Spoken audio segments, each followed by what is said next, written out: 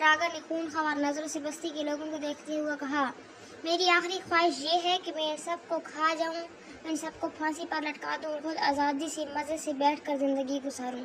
بستی والوں، خیال رکھنا میں تمہاری بستی میں واپس آؤں گا، لیکن ایک ایسی شکل میں کہ تم سوچ بھی نہیں سکتے، اور اس کے بعد بستی والوں میں تمہارے ساتھ جو سلوک کروں گا وہ دیکھنے کے قابل ہوگا۔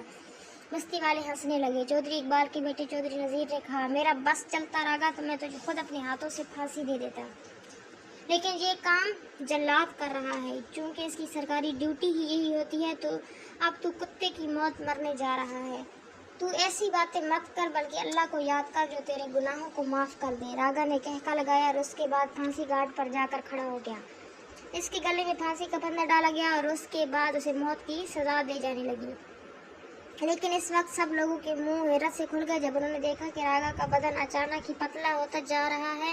پھانسی کا پھندا اس کے گلے میں بالکل ڈھیلا ہونا شروع ہو گیا ہے۔ دیکھتے ہی دیکھتے اس کے بدن نے ایک پرندے جیسی شکل اختیار کر لی ہے۔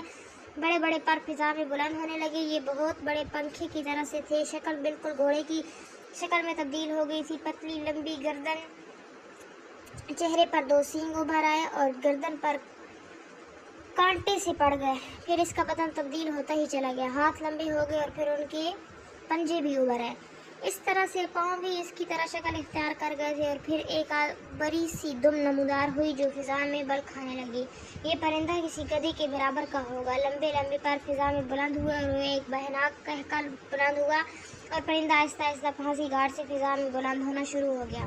اس کی آنکھوں سے خوفناک چمک نکل رہی تھی۔ دیکھتے ہی دیکھتے وہ فضا میں اونچا اٹھتا چلا گیا، اور تھوڑی دیر بعد وہ آسمان میں ایک نقطے کی سی شکل اختیار کر گیا، اور اس کے بعد یہ نقطہ بھی آنکھوں سے اوجھل ہو گیا۔ لوگ حیرانی سے ایک دوسرے کی شکل دیکھ رہے تھے۔ کسی بزرگ نے کہا، لگتا ہے کہ انسانوں پر کوئی بہت بڑی مصیبت نازل ہونے والی ہے، یہ تو سچ مچ جادوگر نکلا، اور اب دیکھو انسانوں کے ساتھ کیا ہوتا ہے۔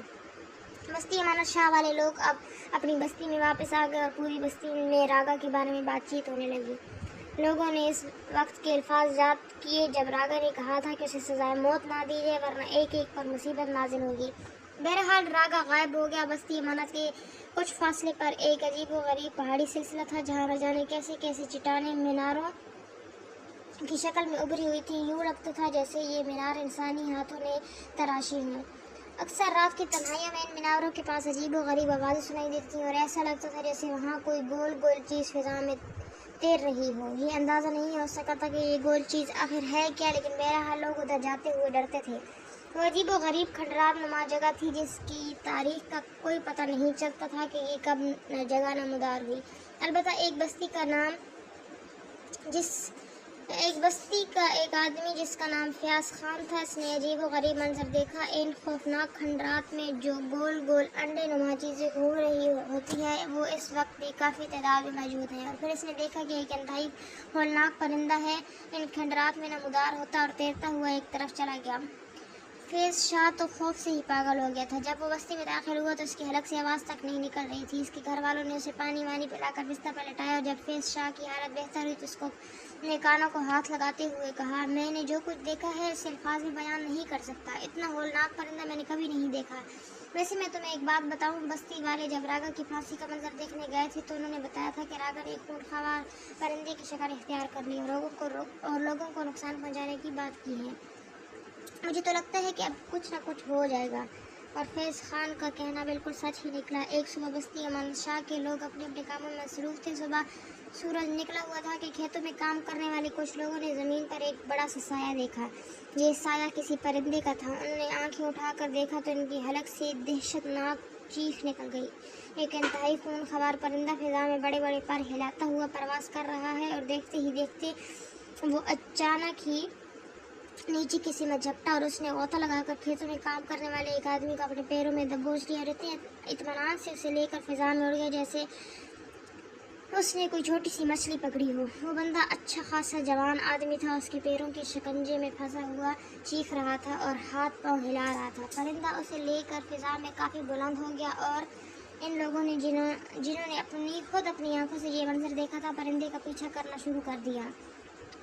بستی امانت شاہ کہ اس بڑے سے چوک کے اوپر پہنچا جو بستی امان شاہ کا سب سے بڑا چوک تھا، اور پھر اچانک اس نے اس بندے کو اپنے پنجوں سے نیچے چھوڑ دیا۔ وہ اتنی بلندی سے نیچے گرا کہ اس کی ہڈیاں تک چور چور ہو گئی اور نیچے گرتے ہی مر گیا۔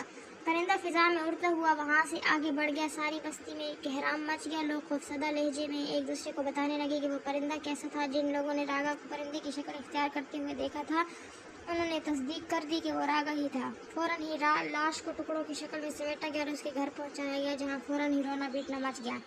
کچھ لوگ داروغہ زمان خان کو اطلاع کرنے لگے۔ زمان خان وہی داروغہ تھا جس نے سب سے پہلے راگا کو پکڑا تھا چودھری اقبال کے کیس میں، اور اس کیس میں راگا کو سزائے موت ہوئی تھی۔ داروغہ کو کچھ دنوں سے عجیب و غریب خواب آ رہے تھے۔ وہ خواب میں دیکھ رہا تھا کہ کبھی وہ چڑیا بن گیا ہے اور کبھی کسی باز نے اسے اپنے پنجوں میں دبوچ لیا، کبھی وہ چھوٹا سا بلی کا بچہ اور ایک خون خوار کتے نے اسے اپنے جبڑوں میں بینچ لیا ہے۔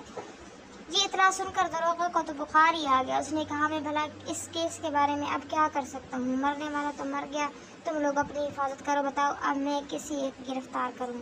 میں تو خود مشکل میں پڑ گیا ہوں۔ اور اس کے بعد داروغہ زمان خان کے حواس خراب ہوتے ہی چلے گئے۔ اس نے اپنی نوکری سے چھٹی کی اور گھر میں آ کر پڑا رہا۔ بیوی بچے پریشان تھے کہ کیا کریں کیا نہ کریں۔ ارے میں تمہیں کیا بتاؤں، میری تو زندگی خطرے میں پڑ گئی ہے۔ زمان خان نے اپنی بیوی سے کہا، تو تم ڈرتے کیوں ہو؟ جو ہوگا دیکھا جائے گا۔ ہاں تو یہی کہے گی جو ہوگا دیکھا جائے گا، تو اور کیا کہوں؟ زمان خان ایک ہفتے تک اپنے گھر میں ہی پڑا رہا، چھٹی بھی ایک ہفتے کی ہی لی تھی، اور اس نے پھر جب سرکاری طور پر اس سے کہا گیا کہ اپنی ڈیوٹی سنبھالے ورنہ اس کی جگہ کسی اور بندے کو لگا دیا جائے گا، تو داروغہ اپنی ڈیوٹی پر چلا گیا۔ وہ اپنے گھر سے نکل کر تھانے کی طرف جا ہی رہا تھا کہ اچانک اس نے اپنے سر پر ایک بڑا سا سایہ دیکھا، اور جب اس کی نظر اوپر اٹھی تو اس کے پورے بدن میں کپ کپی دوڑ گئی۔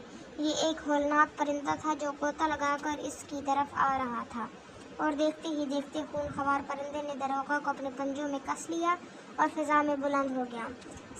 بہت سے لوگوں نے یہ منظر دیکھا تھا۔ لوگ چیخنے لگے۔ جب تھانے کی عمارت کے اوپر داروغہ کے بدن کو پھینکا گیا تو لوگوں کی چیخیں نکل گئیں۔